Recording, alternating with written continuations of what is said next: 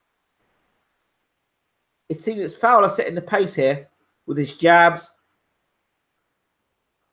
and faster hands at the moment.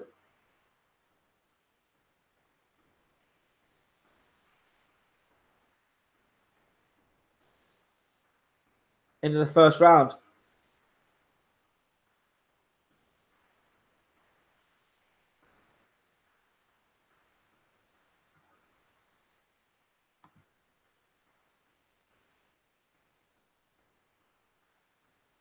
Yeah, Gomez fight was a classic. Was a real classic.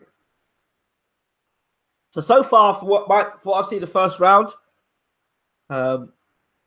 Fitzgerald is working with attacks to the body. Fowler working to the head with the jab. What I see with Fowler, he seems to have the faster hands.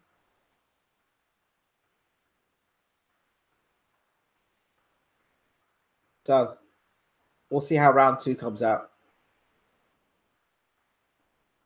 But the only thing about Fowler I didn't like is when he's throwing the jab, when he throws it off 2-3 times, he does leave himself open for a right hand over the top. I always look out for that left jab. When you do bring it back to your chin, or do you bring it back to your chest? Do you bring it straight back when you're jabbing, or do you leave it out there? That's my only concern. Fitzgerald there, digging some nice left jabs there. It was nice. Fitzgerald's got some power in that jab, I'll tell you now. Yeah, every time Fitzgerald lands the jab, it rocks Fowler's head back. So there's some power in Fitzgerald's jab. I think you should stick with that, definitely. Whereas Fowler seems to have the faster jab, Fitzgerald seems to have the more harder, snappier jab. Again, look at it again. Fitzgerald's jab, when it lands it, it really rocks Fowler's head back. And again, you see the jab? Fitzgerald's jab is very powerful. Good jab he's got there. He's rocking Fowler's head back. And bearing in mind, Fowler's got his feet, like he's set for power. So he's got his feet planted wide. So the fact that even Fitzgerald, who hasn't got his feet planted wide, is able to rock Fowler's head back with a jab is something, eh? Because he's solid in his foundation.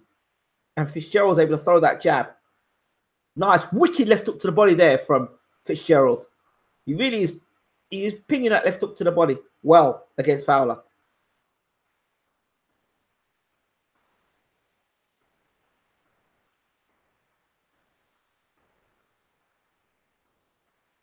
Fowler tried for a combination as Fitzgerald got close. Nice jab again from Fitzgerald.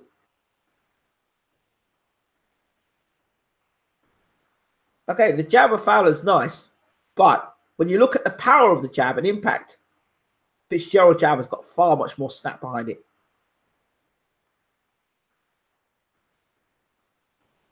Nice flashy combination to the body there from... See, Fowler looks more flashy. Fitzgerald looks more solid.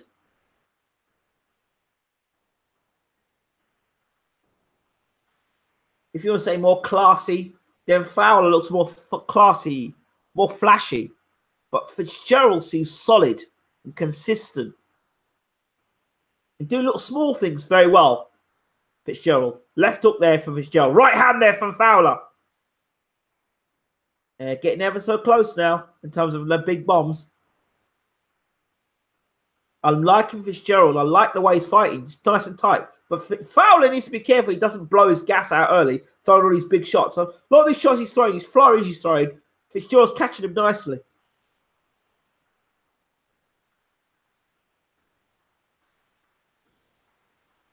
But I'm liking Fitzgerald's jab. I'm liking his jab a lot.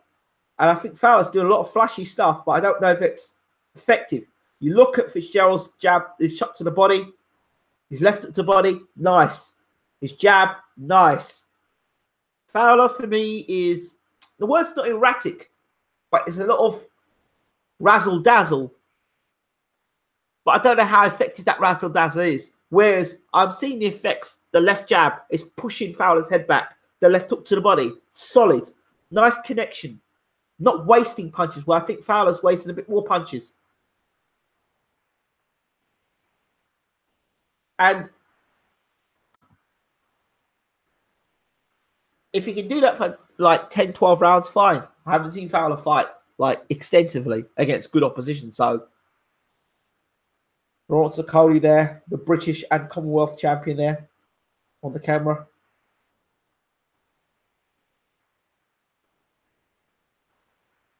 Hot sauce, they call him. Shout out to Lawrence Okoli, the Hackney man from Hackney myself. This is round 3. If you wonder where Hackney is, it's a place in East London. Okay, round 3. So again, the consistency of Fitzgerald, nice little jab there from Fowler, versus the flashiness and the looseness of Fitzgerald, of Fowler, sorry. Nice jabs there from Fowler.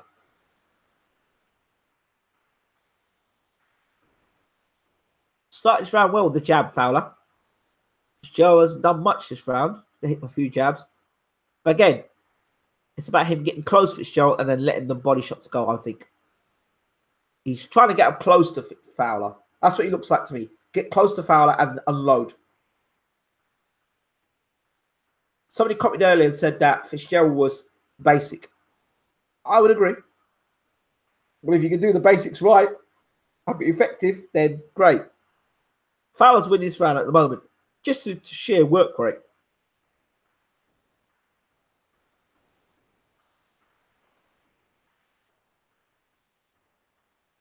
Oh, good left hook there from Fitzgerald. Nice left hook. That caught Fowler's attention. Like I said, consistency. Fitzgerald's very consistent. The best punch in the fight so far for me has been from Fitzgerald. A left hook to Fowler's head. Fowler throws a nice little combination there. Oh, it made Fitzgerald back up there. Nice combination inside there from Fowler.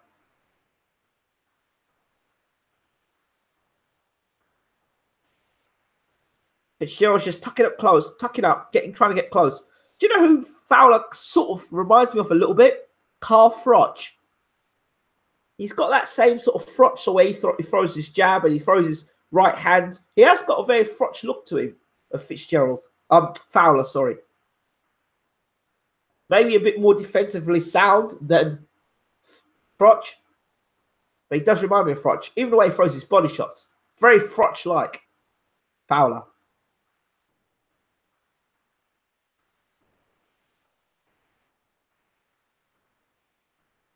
This round, Fowler has stung Fitzgerald with a couple of nice shots up close. Nice combinations up close.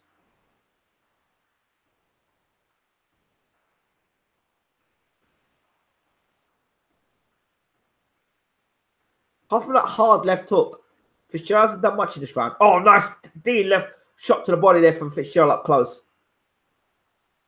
Like Fitzgerald's just waiting. Fowler looks in control after that round there. To me, it looks like Fitzgerald's got one game plan. Tuck up tight, get close, let my punches go. As for Fowler, Fowler is on the outside, using the jab, using uppercuts on the inside, busting to bust Fitzgerald up. Nice little combinations. And for me, it's Fowler's let his hands go. Fitzgerald not so much let his hands go. So I was talking about consistency, but Fitzgerald's going to have to step his game up. He's going to have to move to that next level. He's going to have to go through the gears if he's got any other gears, Fitzgerald. Because if he hasn't got any other gears, Fowler's going to beat him tonight. He's going to have to be able to, when he gets close, let his hands go up close against Fowler.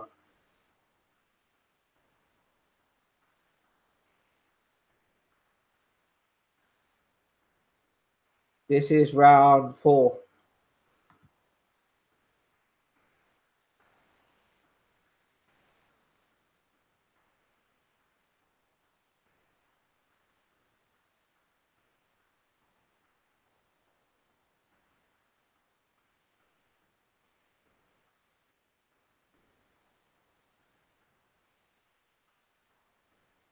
This is round 4.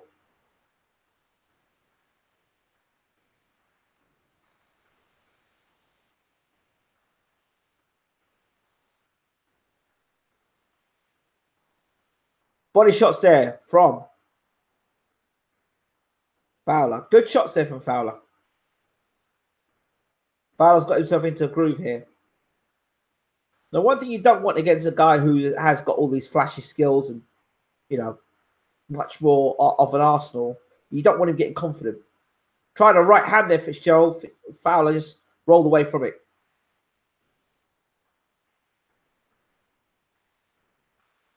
Fitzgerald's going to have to match Fowler and then some. Because there's no way Fitzgerald's going to win this fight on points. Boxing like this, no chance. Fowler's outworking. Nice, good left hook to the body from Fitzgerald. He's got to throw more than just one left hook to the body. Fowler is outworking Fitzgerald. I don't know if Fitzgerald's worried about going the distance, but Fowler's outworking him. Good right hand over the top there from Fitzgerald. That was a good shot there. That caught Fowler's attention, and that Fitzgerald backing up. I don't know if body shots are hurting Fitzgerald or what. That was a good right hand there from Fitzgerald. It caught Fowler's attention. Oh, that right hand there. The punch is starting to come through this round. A good right hand there from Fitzgerald. Oh, right hand again from over the top. That right hand I was talking about from the Fowler left jab that doesn't get pulled straight back. Fitzgerald picked it there beautifully over the top. This fight is catching fire in round 4. Nice shot there. Some good shots there from Fitzgerald.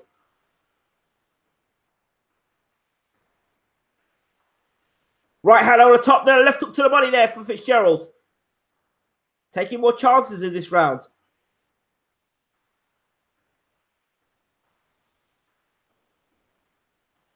Jab, jab from Fowler. But when Fowler jabs, he leaves himself open for the right hand over the top. Good right hand to the body now from Fitzgerald. Then a left hook. Bit more. Better round there for Fitzgerald. Still think Fowler won the round, but Fitzgerald landed some good shots. Landed some real good shots. Right hand over the top. Over Fowler's left jab. Here it comes. Bang. There's the right hand over the top I was talking about. And then a left hook to the body. Watch it again. See again. Bang, there you go. Catch and shoot. Fowler's going to be open to that shot all night long. I don't think he's going to adjust to it either. Every time he throws that jab out, he leaves himself open for a counter right hand over the top. I told you that from round 1, and we just saw it there.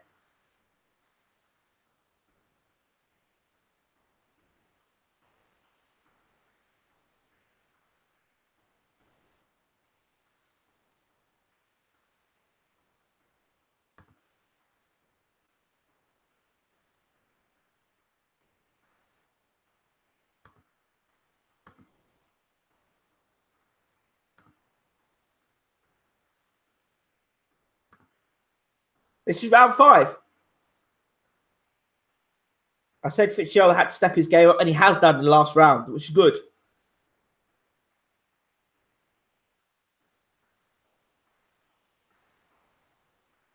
I'm liking what I'm seeing of Fitzgerald. I like what I see of him. But I do like what I see of Fowler as well for different reasons. I like Fitzgerald because he is what he is, and he's using the best of the ability he's got. Fowler, by far, has got the better boxing. He's got the more fluid boxing. Fitzgerald is more consistent. Sticking to a game plan. Tucking up tight when Fowler throws punches. And when Fowler loses his form, drops the left hand, right hand comes over the top from Fitzgerald.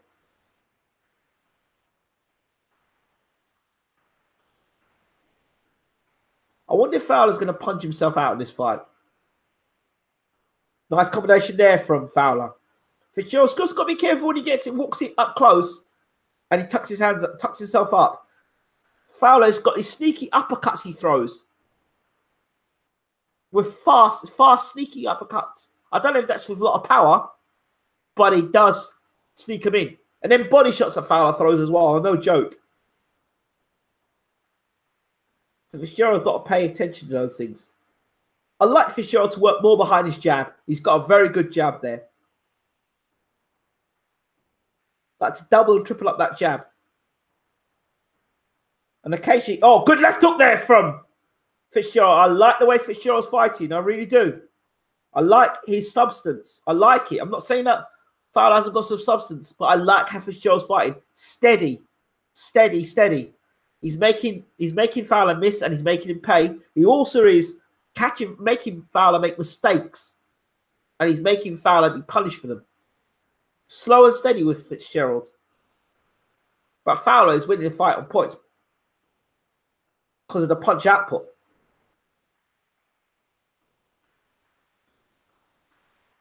Here comes Fowler again. Combination there from Fowler. When Fowler puts the shots together, it's a different class. It's a different level.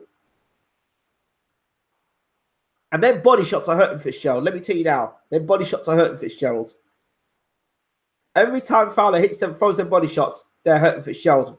And then when he drops that, when he throws the body shots to Fitzgerald, Fitzgerald's dropping the guard, and then Fowler's catching him over the top.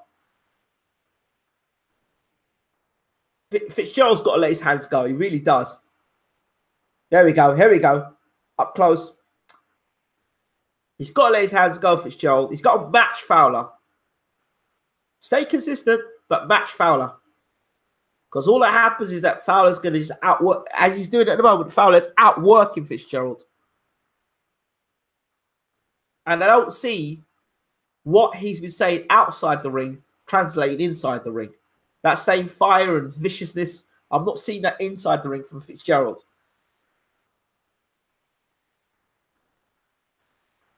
As for Fowler, he's just got to be careful, again, of the jab. When he's throwing the jab, he doesn't get caught with the right hand on the top.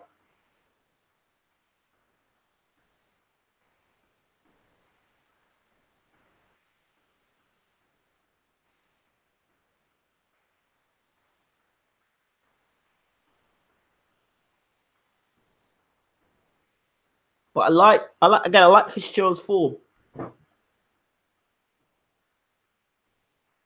I know who we're going to get a Gomez versus Arthur fight. With Arthur being the favourite and Gomez grinding down. I wonder. Round 6. Body shots there from Fowler. He's got some nice combinations to the body. Do like him. Rat-a-tat-tat, I call him. When he jabs, he leaves himself open. Dig into the body again. The body attack is good from Fowler. I like it. It's just that jab where he brings the hand down is where I'm worried about Fitzgerald throwing the right hand over the top for Fowler.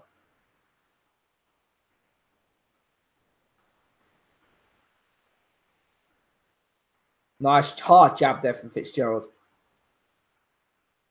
Fitzgerald's got to meet Fowler. Good left hook to the body there from Fitzgerald. He's got to meet Fowler.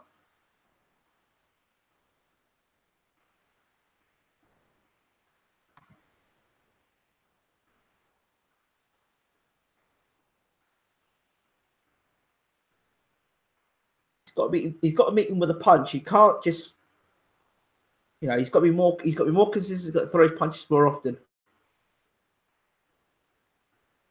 I'd like to see Fitzgerald have a round. He says, you know what? I'm going to go out this round and I'm going to try and put it on Fowler. Or at least push him back. Slow him up. Make him feel my power. Make him respect me.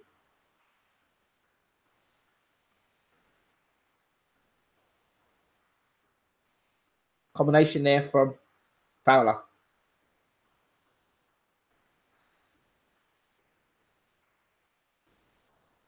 Nice body shot there from Fitzgerald again.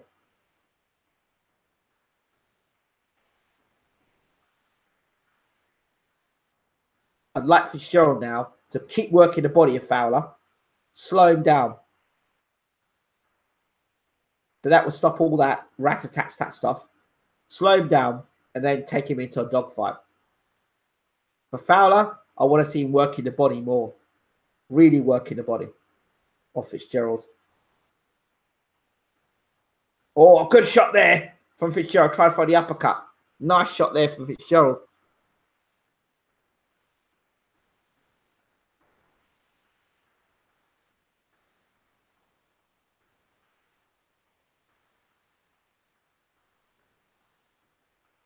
I was expecting an absolute war from these two, but right hand over the top there from Fitzgerald.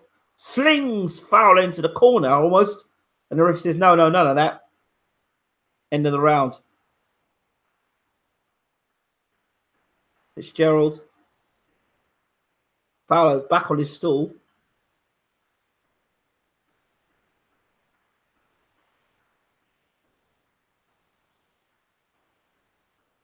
They've given it 57-57 each, Sky team.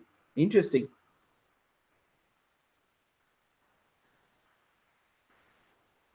Scores are level, 57-57 according to Sky. Interesting. Very interesting. I don't see it somehow. I actually have to say that Fowler has outboxed Fitzgerald for the most part. He's outboxed him. But I don't discount Fitzgerald stopping Fowler, you know. I don't. I don't discount him stopping Fowler.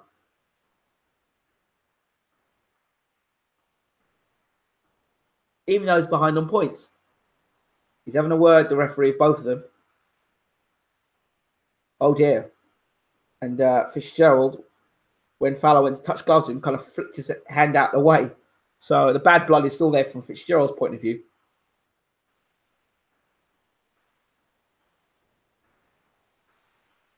Round 7. This fight still hasn't caught a light the way I expected it to, though. Fowler now on the front foot, hunting Fitzgerald down. Double jab from Fowler. Good jab back there from Fitzgerald. Fitzgerald's got such a good jab. Real good jab he's got. I'd like to see more of it. And I'd like to see more of a body tap from Fitzgerald as well.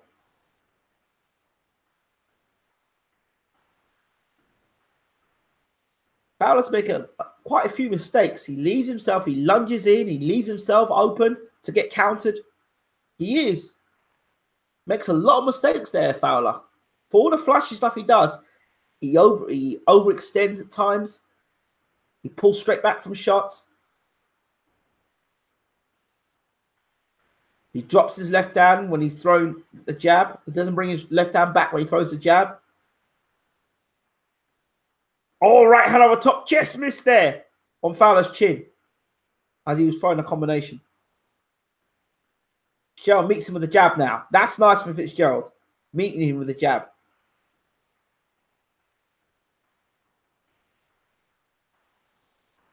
In terms of pedigree, you've got to say that.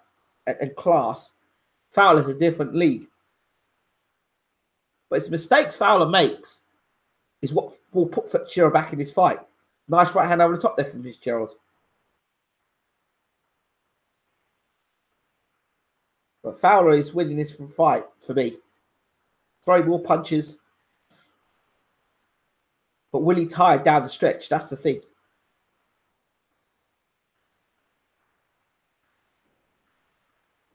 It's another Fowler round for me. Fitzgerald's got to put more out. He's got to have a higher output of punches. Because that's what Fowler's doing. Throwing 3-4 punches at a time to Fitzgerald's 1 and 2. He's outworking Fitzgerald. I don't see how this fight is a draw. Whereas I like what some of the stuff Fitzgerald's doing. They're like in cameos. They're little bits here and there. But Fowler, for all the mistakes he's making in there, he's consistent. And he's outworking Fitzgerald with bunches and punches. Fitzgerald's got his hands down by his side now. I think Fitzgerald is tired. Yeah, he's tired. He's tired. Then body shots are starting to tell. And if he was struggling on the scales, yep, then body shots are starting to tell on Fitzgerald. Why am I saying that? Because the way he goes back to the corner, tired, and he's holding on to the ropes, it's always a sign there, and taking big gulps of breath. It's always a sign that your man's tired. And body shots, he's trying to suck up as much air as possible. This is round 7. He's really sucking up lots of air there, Fitzgerald. Then body shots what Fowler's been putting on. And he's done a good work, you know, on Fitzgerald's body.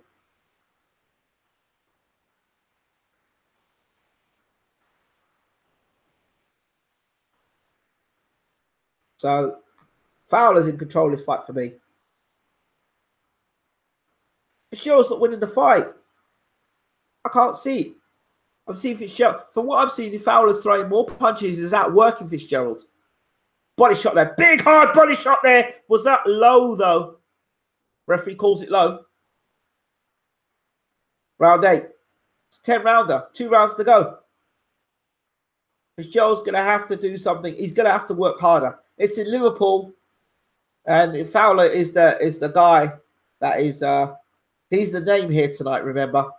Fowler's the A side. Fitzgerald's the B side. Please bear that in mind. And he's in Liverpool. Please bear that in mind. Fowler's throwing more punches, right?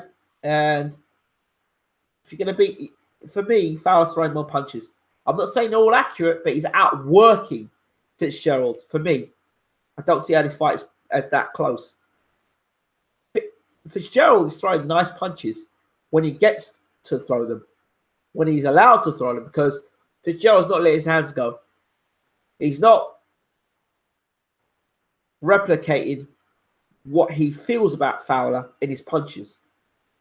Right hand over the top there from Fitzgerald. Referee's now telling Fitzgerald about the head.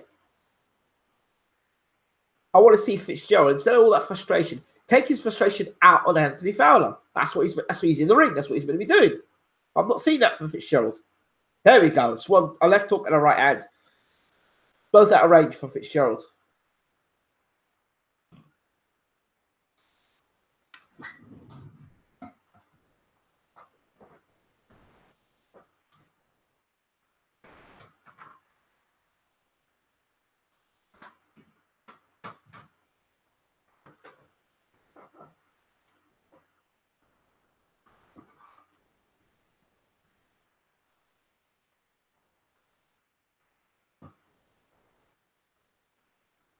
It's not the war I expected it to be. I thought Fitzgerald tried, well, good right hand over the top there from Fitzgerald.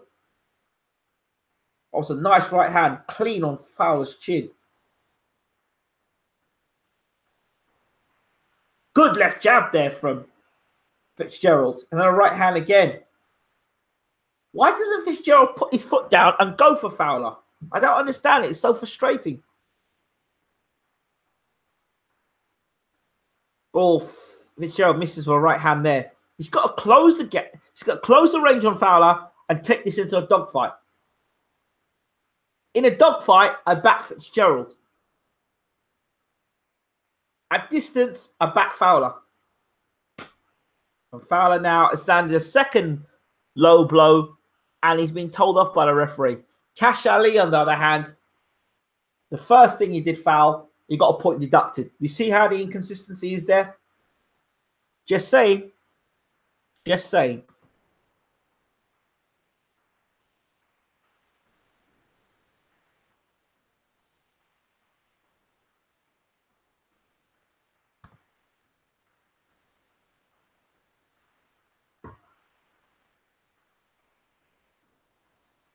To me, Fowler's winning this fight. And he's going to win this fight by unanimous point decision. And you know why? Because Fitzgerald simply didn't let his hands go. Fitzgerald thought one point, I thought, okay, what he's doing here is tying up, staying close, staying tight. And then what would happen is somewhere around after 5 or 6 rounds, he's going to try and back Fowler to ropes and let his hands go. I haven't seen any of that. He's done the same thing from round 1 to now we're going into round 8. Fitzgerald hasn't done anything different. And Fowler's just been outworking him for me. This is round 9, in fact. Sorry, my apologies. Just round 8. Round 4 in round 9 now. I'd like to see Fitzgerald for the last 2 rounds try and take Fowler out of there. That Fitzgerald's got to do that. He's not winning his fighting points. I'm telling you now, he's not winning his fighting points. No chance. So Fitzgerald's got to put his foot down. If he really wants, he really doesn't like Fowler that much, put your foot down and have a go. Have a go, son. Because you're not winning the fight this way. Sorry. Nice left hook to the body. From Fitzgerald. Oh, got walked onto an uppercut there He walked onto an uppercut. That was a good shot there from Fowler. And the left jab rocks Fitzgerald back. And here comes Fowler. Fitzgerald was hurt now. Here comes Fowler. Uppercut. Fitzgerald backing up. It was a good shot. And here comes Fowler. Combination. Fitzgerald tucking up. And Fowler's throwing 8, 9, 10 punches. Fitzgerald tries to fire back. Here comes Fowler now. But did he exhaust himself from throwing that tirade of punches? Started with the uppercut, which we talked about earlier on. Fowler was looking to get Fitzgerald out of there. Fitzgerald was hurt because he walked onto the uppercut, which I talked about quite a few rounds beforehand. I said Fitzgerald's got to be careful when he's walking in. He don't get caught with the uppercut, and it was the uppercut he got caught with. Oh, good left hook there from Fitzgerald. Are we going to see a Gatti-esque performance here from Fitzgerald? Is he going to try and pull it, come back here? But he's still hurt there, Fitzgerald, for sure. But he's still standing. He's taken Fowler's best. Now, can Fitzgerald come back? Can Fitzgerald come back?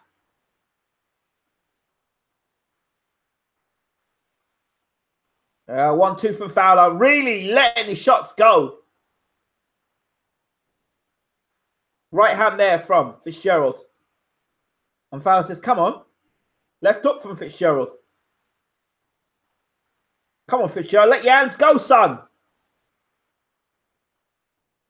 Fowler almost had Fitzgerald out of there in this round.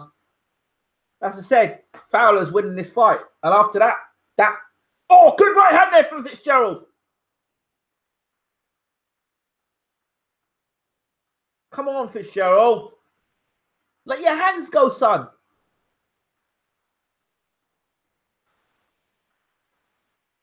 Uppercut there from Fitzgerald. Good shot. Good 2 body shots back there from Fowler. Best round of the fight so far, the 9th. Body shot, 2 body shots to end the round there. And Fitzgerald goes back to his corner.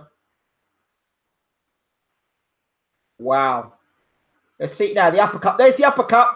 I said Fitzgerald had to watch out for the uppercut. And what do we get? Boom, the uppercut.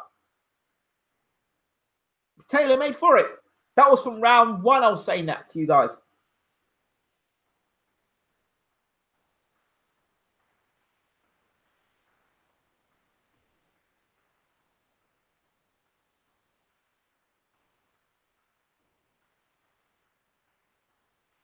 Yep. I said I got Fowler winning the fight. There's no way Fitzgerald's winning this fight. And after that round, no way. No chance. No chance. You need to give the judges, like, you have to end the round, especially in Liverpool, and you're fighting against the A fighter. You have to be sure. You have to win the fight with no doubts. And I'm sorry, every round that Fitzgerald's fought, he's given the judges doubt as to whether he's won the round. He's not won the round convincingly. Fowler's closed the last round. He did well that last round. This is the 10th. They've got Fitzgerald 86 to 85. I don't see it that way, sorry, but first time I'm disagreeing with Sky. Well, I'm always disagreeing with Sky. But Andy Clark's got it 86 to Fitzgerald, 85 to Fowler. I'm not seeing that way. I'm just seeing Fowler's output of punches has been so much more. He's ripped Fitzgerald to the body. He's ripped into the head. He's thrown the more punches in the fight. For the most part, he's been the aggressor. Fitzgerald's been on the back foot. Fitzgerald has thrown some nice punches in the fight, don't get me wrong, just not enough of them. So, to me, Fowler has been far more active in the fight. He's been more aggressive in the fight. He's thrown more punches in the fight. The punch volume has been more from Fowler than it has Fitzgerald.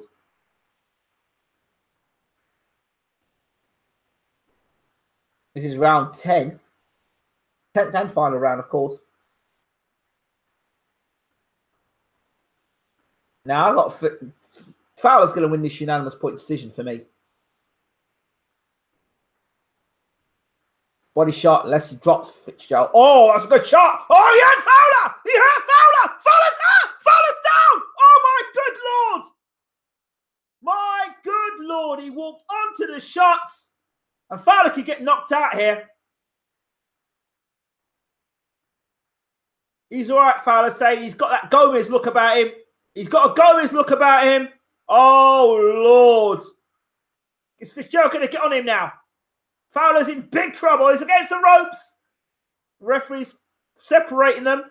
Just Fitzgerald. Oh, my Lord. Here comes Fitzgerald. Is he going to let his hands go now? Fowler holding on. Oh, Lear. Here comes Fitzgerald. Here comes Fitzgerald. Looking for the big shot again. That's going to turn the fight around now. Wow. Fitzgerald say, come on, come on. He looks absolutely exhausted, Fitzgerald.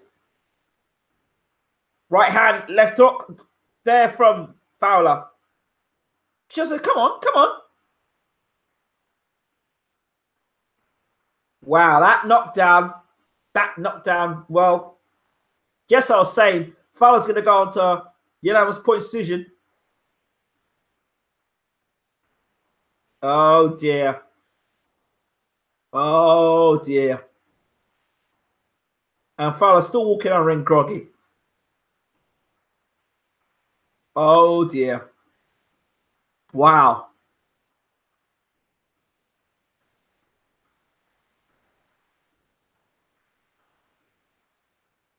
Fowler still win on the cards, but that knockdown might have given Fitzgerald a draw. For me, no, honestly speaking, Fitzgerald was losing the fight for me, and Fowler was winning the fight by a... What was that, Ingram? Told you Fowler was done. Yeah, but Fowler got through to the 12th, with the 10th round. But Fowler was making the same mistakes throughout the fight. Fitzgerald now didn't let his hands go. When he does let his hands go, look what happens. The uppercut, left hook again, down goes Fowler. Watch it again. Beautiful uppercut inside from Fitzgerald. That's the first time Fitzgerald actually put his punches together. That's the first time Fitzgerald put his punches together. And I kept asking this boy, Fitzgerald, put your punches together. Put your punches together. And suddenly, he puts his punches together.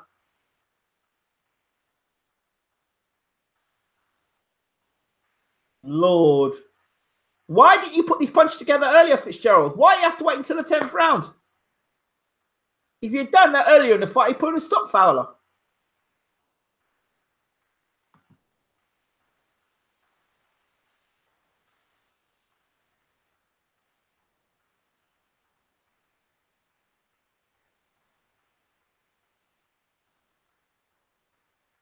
Fitzgerald's a good fighter. He's a good fighter. For him to be more effective, he's got to let his hands go more.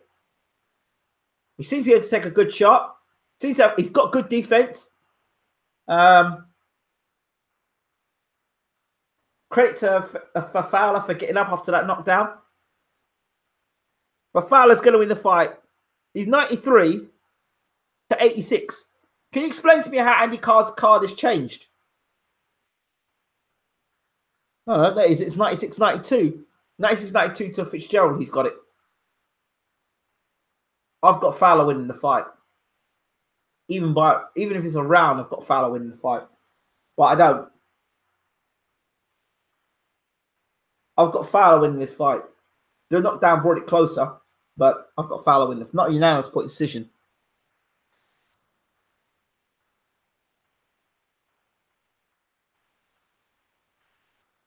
Yeah, Fowler's going to win this fight. I thought Fowler was outworking Fitzgerald. Simply because Fitzgerald didn't let his hands go.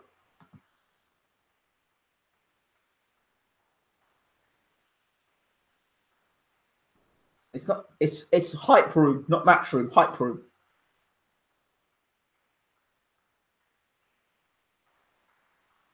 Let's see what happens. I can't see Fowler losing this fight. I really can't. Either a draw. Fitzgerald wins this, I'll be absolutely shocked.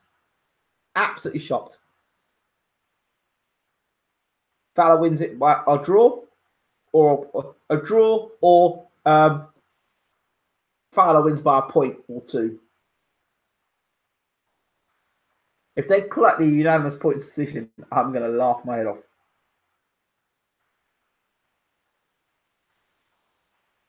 Fowler's begging, boy. He's begging. He's proper begging.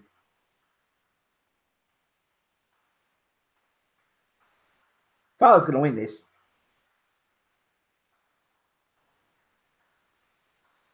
He's praying. He's begging. Look at Fowler. He's begging for the win.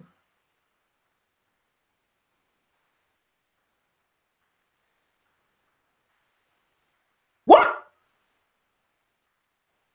Fitzgerald won it. Oh, my word.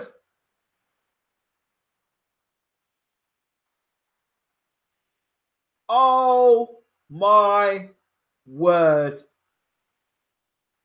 Fitzgerald has beaten Fowler. Oh, my God. In Liverpool. Wow. Wow. That, I didn't see that. I did not see that. I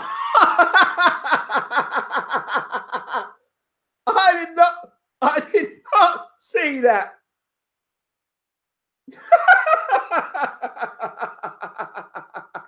I did not see that at all.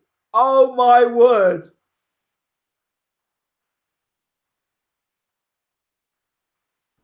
Oh my Lord.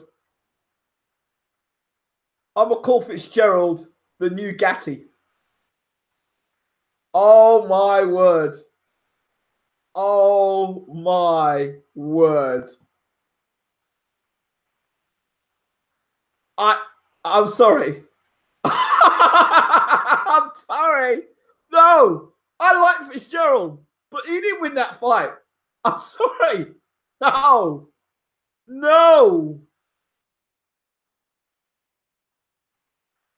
Look. Look. Fitzgerald was outworked. He was outworked.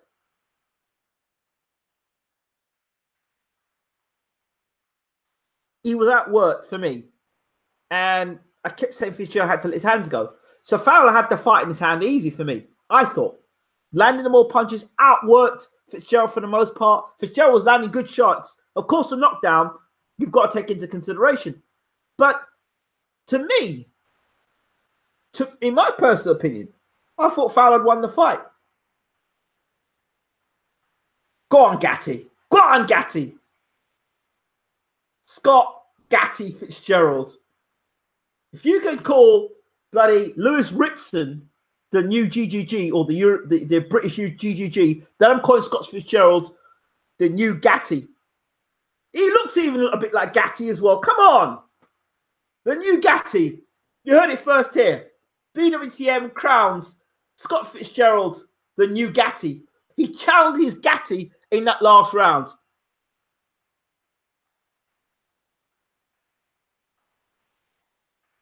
Oh dear. That's going to be a rematch. That's definitely a rematch. And don't be surprised, because he's lost that fight, it's a pay-per-view event. Don't be surprised.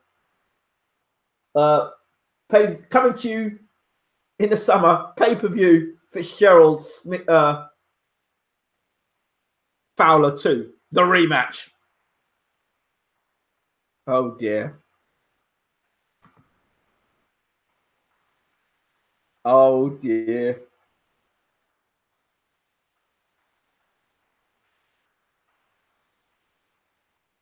Oh dear.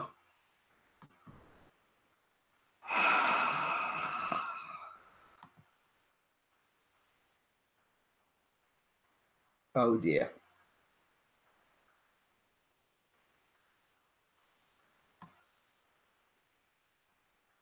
Where does this put him? I don't know. Should I do Smith versus Eggington? I really don't want to do Smith versus Eggington. Yeah, he's got a good defense and he's got a good chin. Scott Fitzgerald. Please stay for Smith Eggington fight. Okay, all right, fine. As I just Eggington's got no defense whatsoever. He's got no defense. I'll stay for Smith Eggington. What's he got to say for himself? God, I can't believe that. I cannot believe what I just saw. The judging. Sorry. All right, we're going to do a bonus. We're going to do Smith versus Eggington.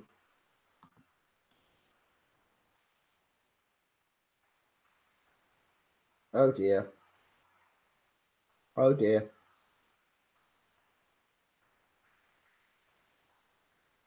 That's not good. That is not good at all. That is not good.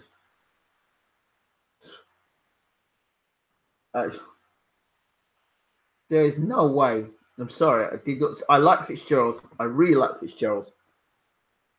But Smith Eggington inside 5. Probably, yeah.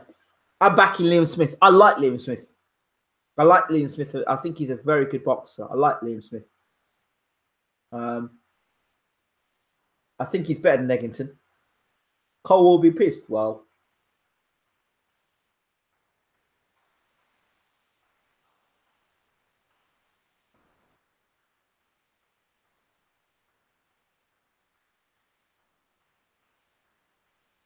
I don't know.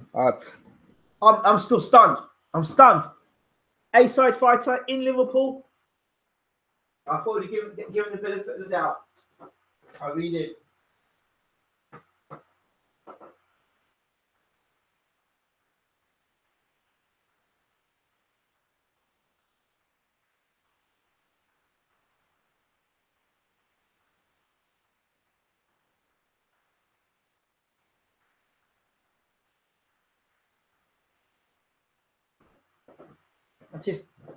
I'm still stunned. Still trying to work out how this man won the fight.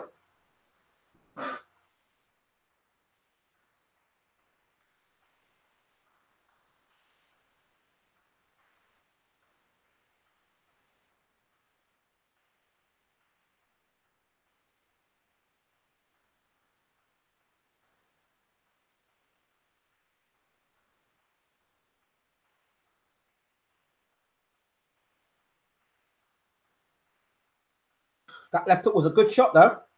Just imagine if he'd let his hands go earlier in the fight.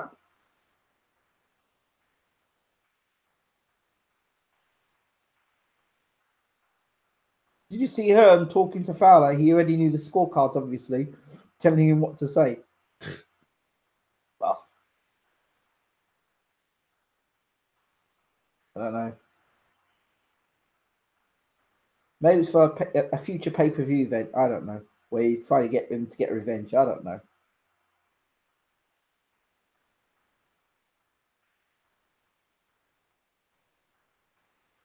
But it ain't good, that's for sure. Yeah, he's not good at all.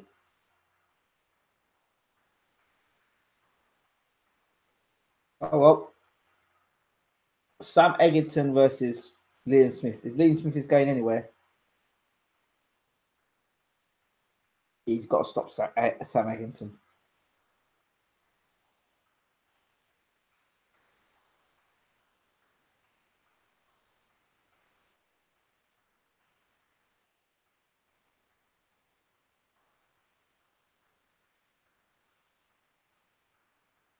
Oh, dear. News coming out of America. Amir Khan says he'd be undefeated if he fought Bud Crawford's opponents.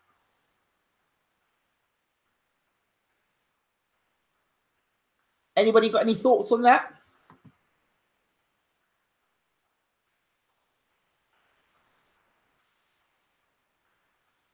No, I won't want to see Fitzgerald versus him. I won't want to see Fitzgerald versus Brook.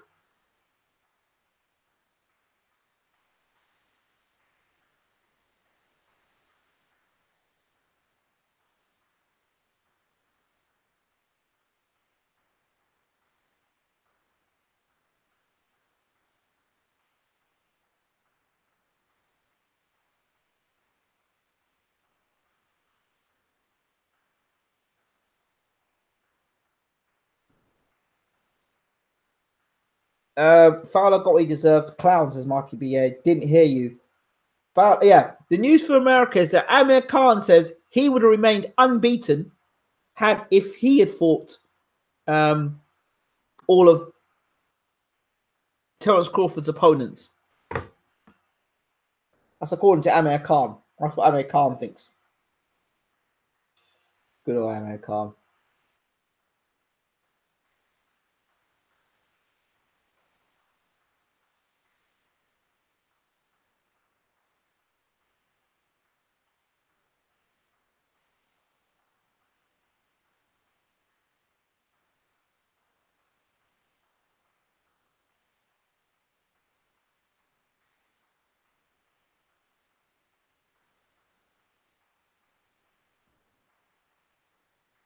So,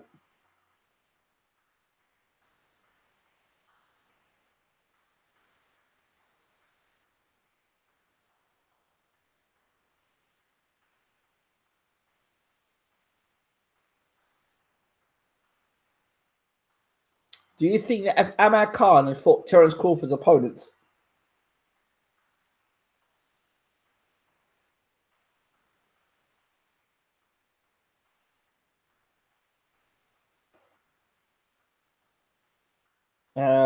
Gambar is a class fight. Amir Khan is a shop-worn fighter. Yes, shop-worn. At the same time, and also unbeaten Crawford showed mega skill in that fight. Does Khan beat Gamboa? Does Khan beat Jeff Horn?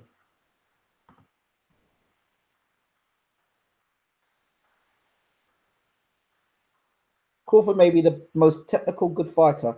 I have watched him with his switch hitting. It's impossible to follow and changes seamlessly. Yeah, he does. I've been watching Crawford for years.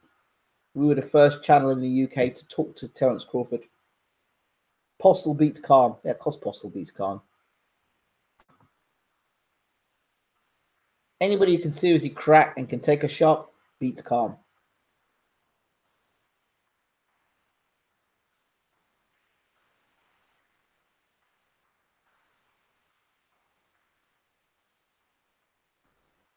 So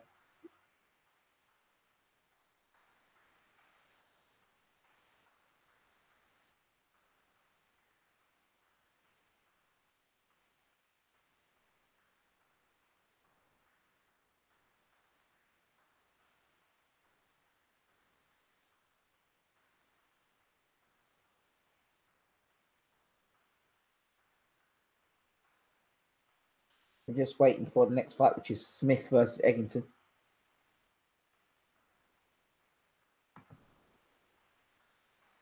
Khan would never have beaten Gamboa if same weight. Poor Gamboa career destroyed by contracts with Rock Nation, never got to fight. That's true. That's very true.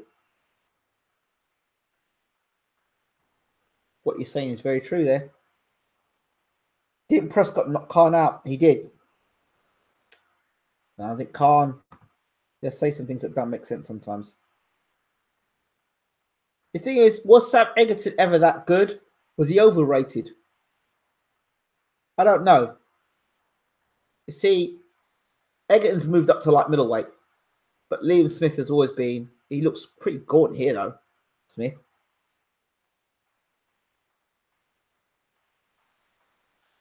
But yeah, Smith is the natural light middle. Against Egerton has moved up, but Egerton used to use his size as a welterweight to walk guys down. But as you move up in weight against guys who are naturally bigger than yourself, that don't quite work the same way. And Egerton's never been defensively the smartest of guys. I like Liam Smith. I think he's a class above Egerton, and he's been a former world champion as well. The guy who beat for the world title wasn't that great. I still think Liam Smith is a good fighter. He's definitely levels above Egerton, in my opinion. Unless Liam Smith has gone way, way backwards. Right? Liam Smith should be beating Egerton. He should be beating him well. It proves not many people care about Egerton and versus Smith, but we'll see. Liam Smith, top of the bill against Sam Egerton.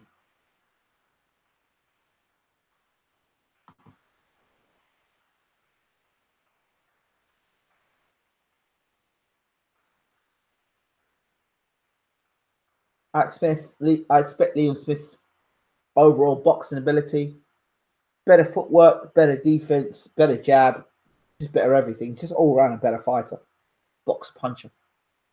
That's what I think. But we'll see.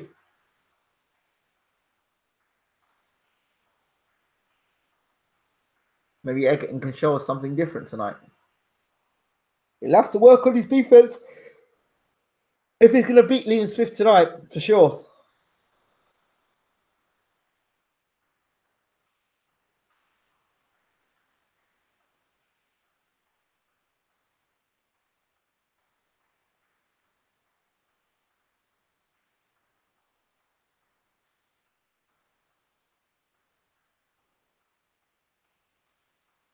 Egerton making his way to the ring now. Do you remember when they were talking about Sam Egerton fighting Danny Garcia? Oh boy. See, you know, the thing is, I think with British boxing, personally, a lot of these guys get rushed into world title fights way too soon. There's this rush of they have a couple of decent wins, and they suddenly get thrust into world title opposition or thrust into European opposition, and they're not ready.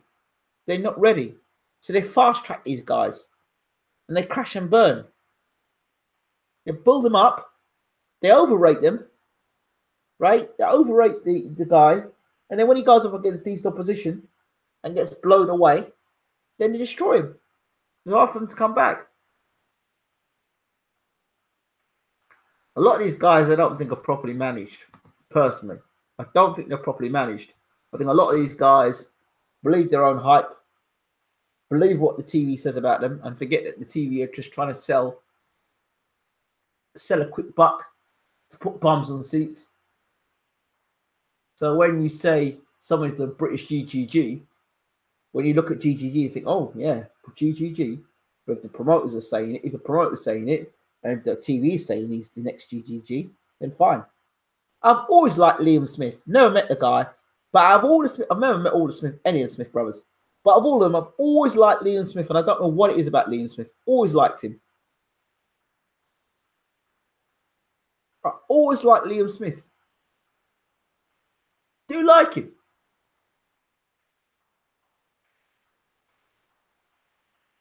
I think he's good. When he fought Canelo, my thoughts were that he'd try and match Canelo, but Canelo would just be that bit better than him in every department. And that's what happened. Canelo was just a better boxer, a better puncher, had more variety in his punches. So where Smith was training with Canelo, and he put on a good performance against Canelo, ultimately, Canelo was just that bit better than him. That was all. Canelo was just that bit better than Liam Smith. But I think Liam Smith is a good fighter.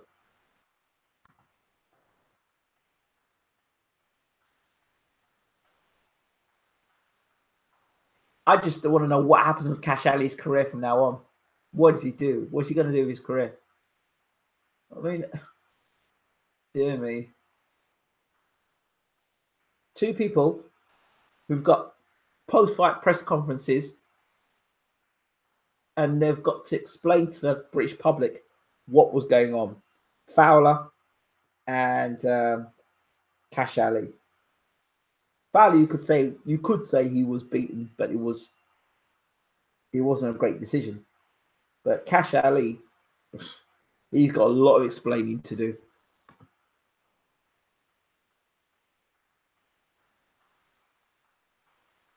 No, Ingram. Like Jordan Foreman against Smith. Well, no, because we know that Canelo is a better boxer than Smith. He's a better puncher than Smith.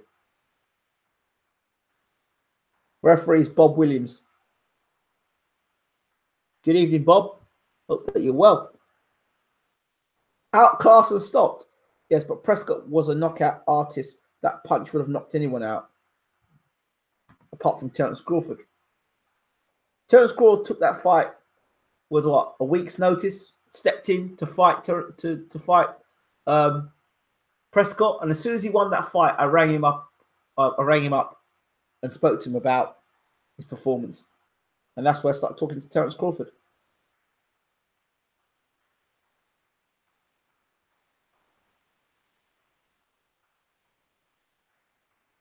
Here we go. Eggington, 29 fights, 24 wins, 15 by KO and 5 losses. There was talk at one point that Sam Eggington was going to fight Antonio Margarito. Wow. You remember that talk? Danny Garcia, Kell Brook. But he's struggling to make the weight at welterweight. So, pretty happy here at light middle.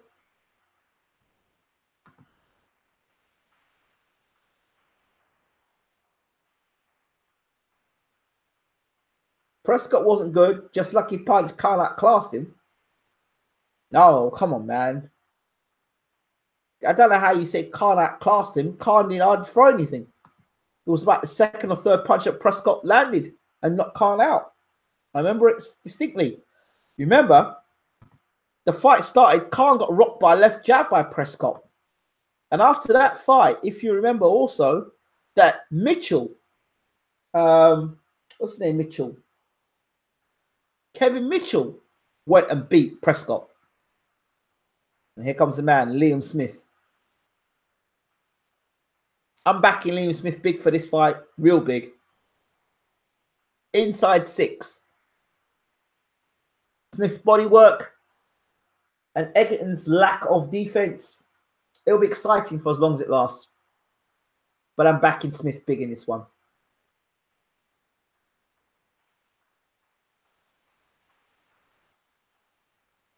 Yeah, I'm backing Smith big in this one.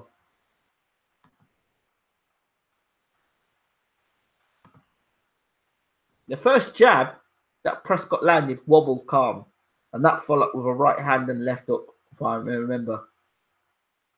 I actually backed Prescott to knock Khan out that night as well. This is round 1. Smith versus Eggington, main event. Smith comes out with a double jab. Smith behind a tight jab, orthodox double jab.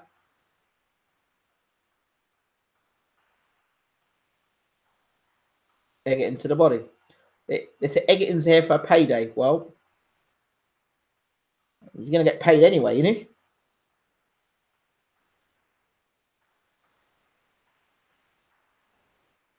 I say, if Liam Smith's going anywhere in terms of world level, he's going to have to beat the likes of Eggington. I don't see Liam Smith beating Gerald Hurd, by the way. No chance. Gerald Hurd, no chance. Absolutely no chance. Eggington digs to the body of Liam Smith. Again, body shots from Eggington to Liam Smith. Smith hasn't fought for a while, though. Smith behind a tight guard. Eggington working the body. Nice double jab there from Liam Smith. Rocks Eggington's head back. But Eggington going to the body of Smith. There he goes. The left hook to the body from Smith. There we go. Smith trying to throw an uppercut in between there. Eggington's bringing it to fire straight away to Liam Smith. So Eggington's not even having a look. He's going for Liam Smith. He's got to. Now Smith is walking by a tight guard. Eggington back against the ropes. Smith pushed Liam Smith, Eggington back. And here comes Smith. He's walking Eggington to ropes. Left jab, right hand, then uppercut there from Smith. Smith, left hook to the body. Right hand. Good shot there. Yeah, they're going for it from round 1. Body shot there from Eggington. Left hook to the body. Right uppercut there. The uppercut inside from Smith is a good one. Right hand from Smith. Eggington fighting with his back against the ropes with Smith. Smith looks the stronger guy in there. It looks, I'm not sure. Smith tucked up real tight, real tight. Catches shots on the shoulder, on the gloves of it. Eggington shots straight down the pipe. Right hand from Smith throwing an uppercut through the middle there that Egerton's got to be careful of.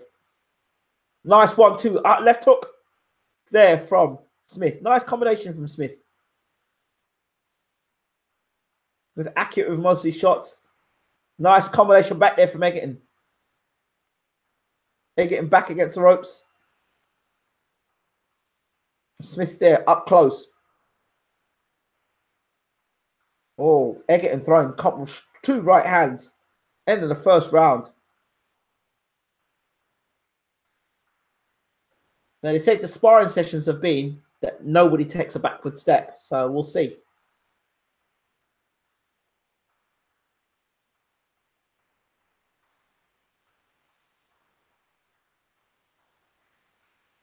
Is it?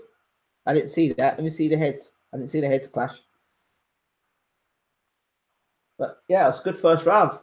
Entertaining. That's what I expected Fowler and Fitzgerald to be like. Two guys meeting, sitting in the ring and having a tear up. Didn't see that.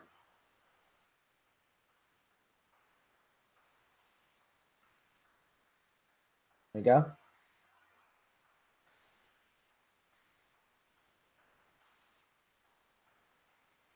Coming out for round 2. Smith, Eggington.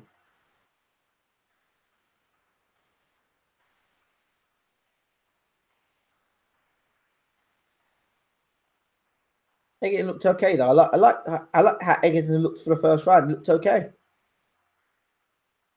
But that right uppercut of Smith, I'm concerned about it for Eggington. Because I don't think he's seen it. Combination there from Eggington. Smith catching most of those shots. Red arms and gloves. Uppercut again from Smith. Eggington's not seen that uppercut. Because he's coming right through the middle. Where Eggington throwing wide shots. Smith is throwing a little sneaky uppercut right through the middle. Body shots there from Eggington. Nice left hook to the body. Dug in there by Smith. They're looking to knock one another out, that's for sure. It's a good fight.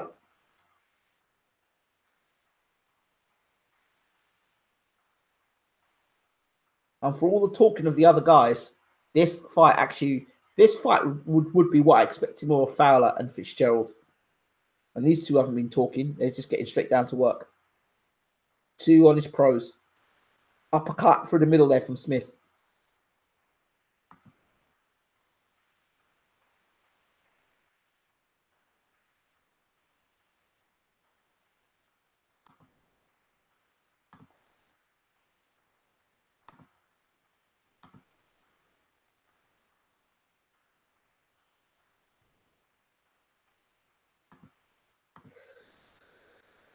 So toe-to-toe action with these two guys. I like it. It's good.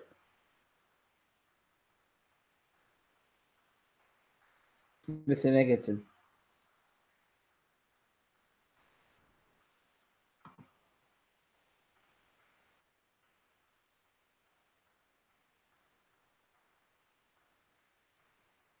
Round 2.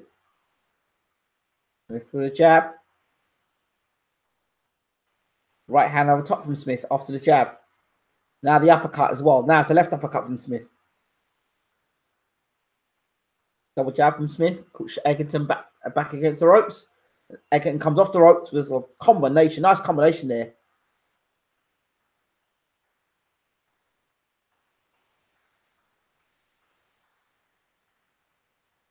Just working on the inside there. There comes Smith.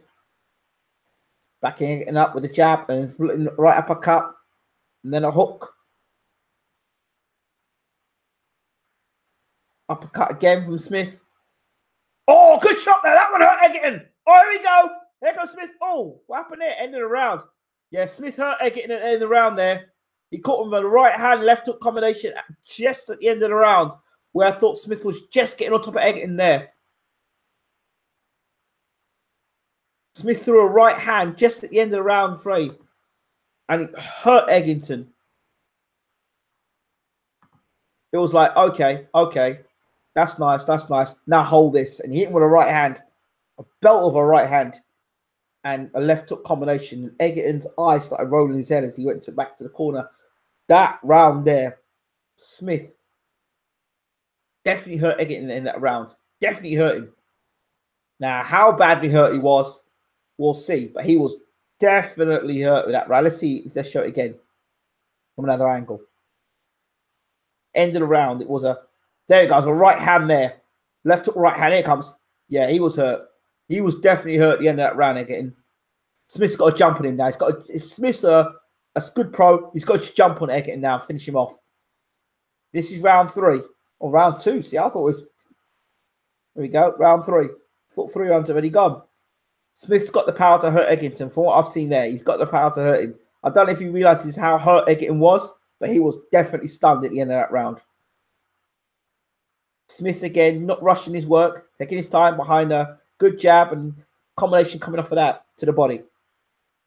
Nice combination there from Egerton through the middle of the guard of Smith. Jab to body, jab to the head from Smith, and a right hand over the top. Now he digs that little left uppercut inside. Egerton working the body now. Back comes Smith with a combination. Combination from Egerton. Nice.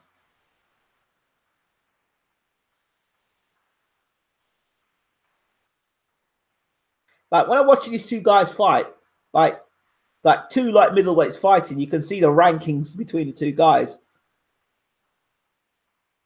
If you're saying Liam Smith's one of the best light middleweights in the country versus Eggington, who is, I don't know if he's one of the best light middleweights in the country. He was considered one of the best light welterweights in the country. Oh, that was a good shot there from Eggington.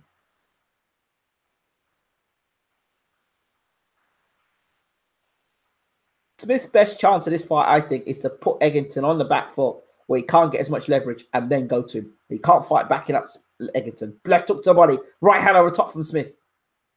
That's where Smith's best chances are. Egerton back against ropes. That's where I think Egerton will get knocked out as well. Back against ropes. Right hand there from Smith. And another right hand. Right hand again. Left hook, right hand. Left hook, uppercut, right hand. Right, left, left, left. Left hook. Good combination there from Smith. Egerton's dropping his hands. Left hook again. Smith having a big round here. The third. Combination back from Egerton. But Smith is catching them shots. Smith behind that tight guard.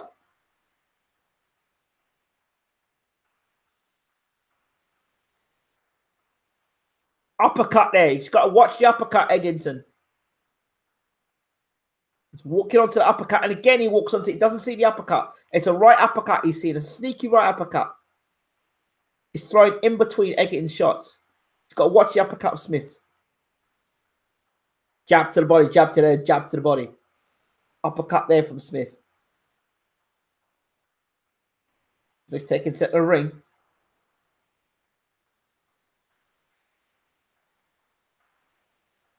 End of the round, the guys touch gloves.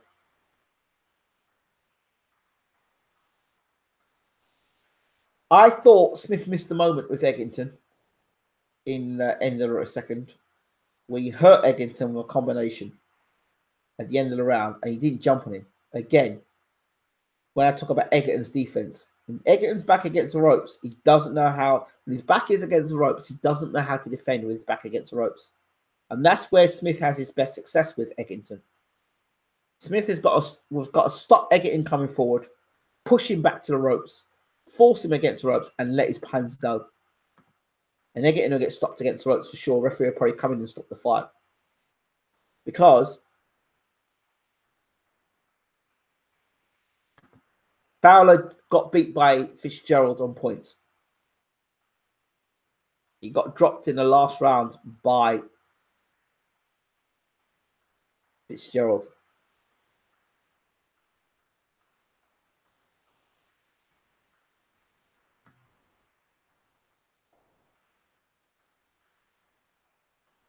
This is round 4. Smith's best, as I said, Eggington's best chance of beating Smith is to take the center of the ring. Smith's best chance of winning this fight is back against with Eggington's back against ropes. Push Eggington back. He's an ineffective fighter off the back foot, which means you push him backwards. Can't fight off the back foot. Or what they say is Eggington is a come forward fighter. Doesn't know how to defend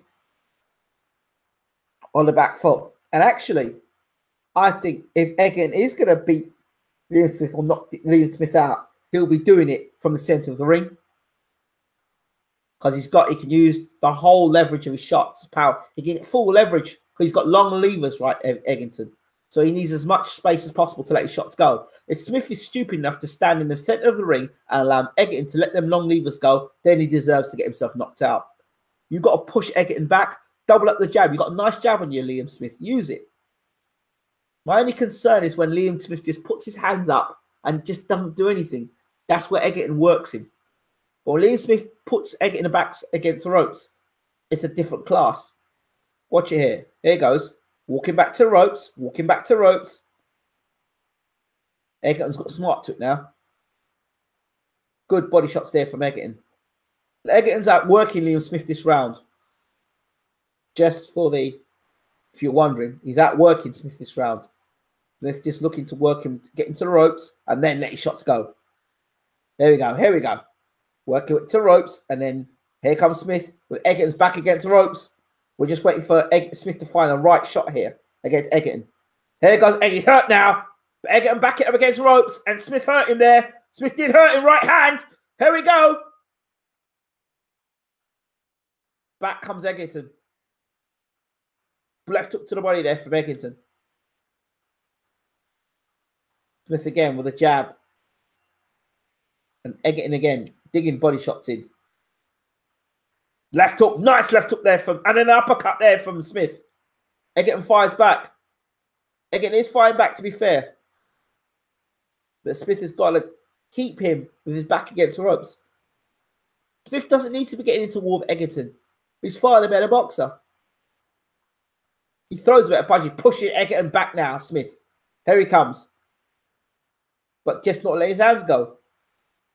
Right hand over the top there. Now another right hand from Smith. Left hook from Smith. Right hand from Smith. End of the round. Smith looks tired, you know. He looks tired. And you know what? I'm going to say something here. Smith looks old in there. Smith looks old. Not very funny. Liam Smith looks old. For the first time I looked at Liam Smith, he looks old in there. He does. Is this when he went back to the corner that round? I think, you know, Smith looks a bit old. Long in the tooth.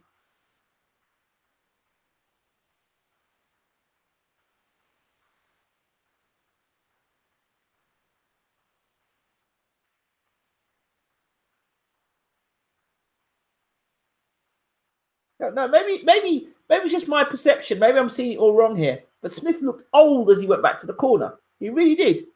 Okay, this is round 5.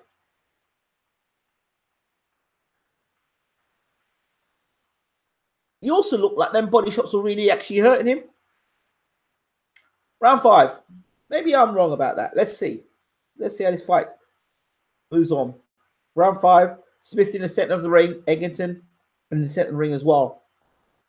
If Eggington wants to win this fight, it's simple. Keep off the ropes. Left hook to the body. Right hand. People said that Smith would have this fight done within 5 rounds. So let's see what happens here. Here comes Smith. Round 5. Powering forward. Eggington back against the ropes. This is a danger place for Eggington. He should not have his back against the ropes. Right hand combination there. That one hurt Eggington. He needs to be careful. Smith now stepping up. Put his punches together now. Nice stuff from Smith. Here he comes. Smith putting the combination together there. But Eggington is answering him back.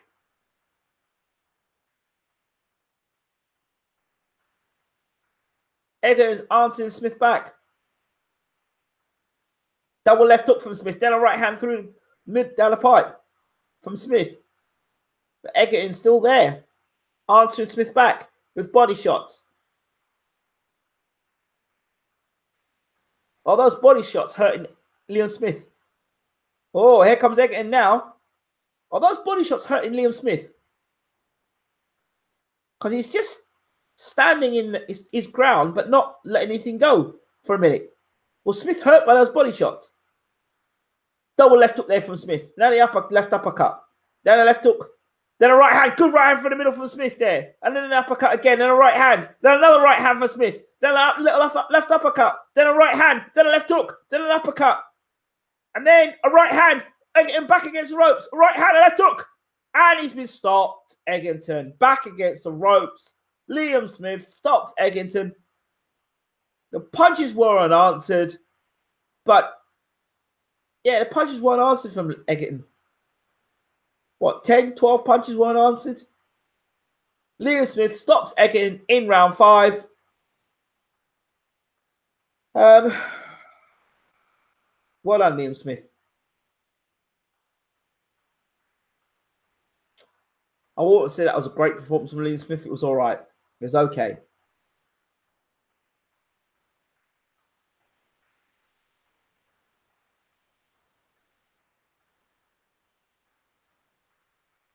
Well done, Liam Smith. Congratulations.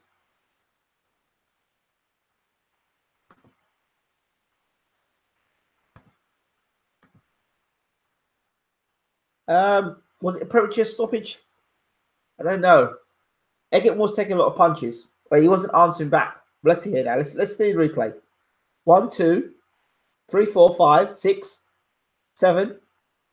He answered back there. 1, 2, 3, 4, 5, 6, 7, 8, 9, 10, 11, 12, 13, 14, 15, 16, 17, 18, 19. And then, but Egerton was answering back with punches. He was answering back. The referee stopped the fight, but he was answering back with punches. I think the referee saw Egerton take too many headshots.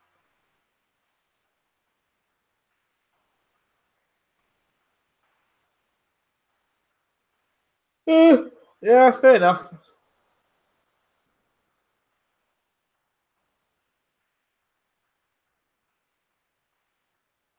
Pulev not guilty. We'll have to look at this Pulev story more. Definitely going to have to go and talk about Pulev a little further. I prefer they are now doing that and stopping. Yep, I agree. So, yeah, the stoppage. Egerton didn't answer back. His head was getting hit with too many punches. So it's fair enough. Could you imagine if Egerton actually got on and fought Kell Brook? We'd actually got on and fought Danny Garcia. Oh, Lord. Yes, Smith looked okay tonight. But what, you want a massacre? You sticking him with Gerard Hurd? No, no way. You can't put him with Jarrett Hurd.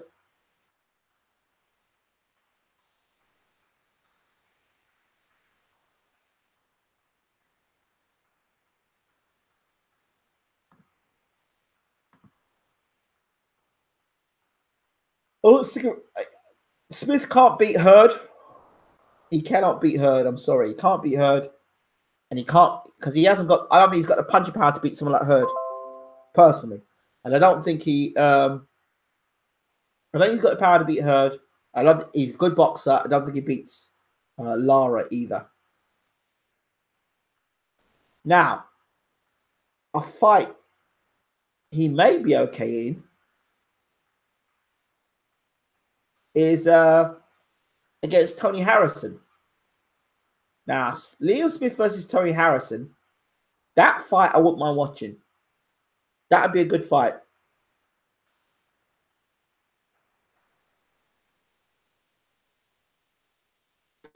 Good fight. If I'm a matchmaker, I get the Tony Harrison fight. Because Tony Harrison round the chin can be a bit questionable. And Liam tucks up quite nicely. So Liam Smith, Tony Harrison, that's the fight I would go for.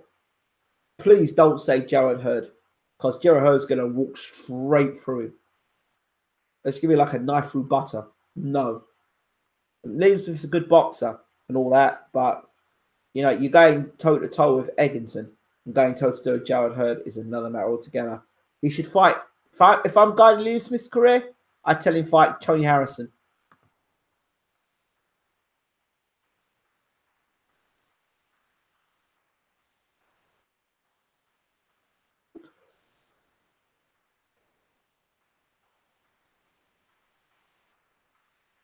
Does he beat Spence if Spence wants his belt?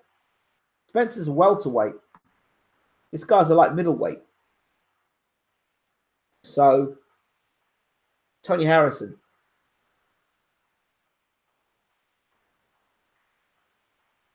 You know, so I really hope it's not the intention of Matchroom to push him in against Jarrett Hurd, because that's massacre. That's suicidal.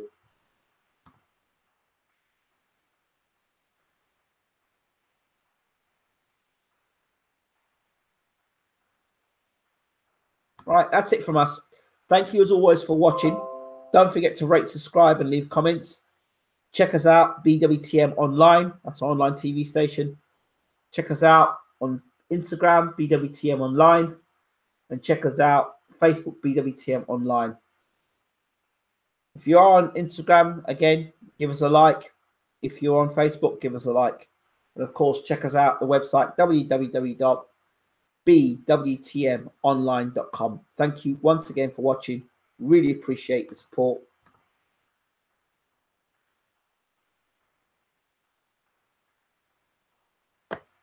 This ain't middleweight. This is light middleweight. This is light middleweight. It's not a middleweight fight.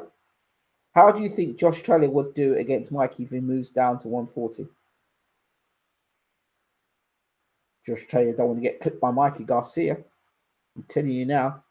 I mean, Postel hurt him a few times. I wouldn't want to see that fight. That's a fight I would stay Josh Taylor clear of. Thank you all as always for watching. We appreciate you. See you soon. Take care.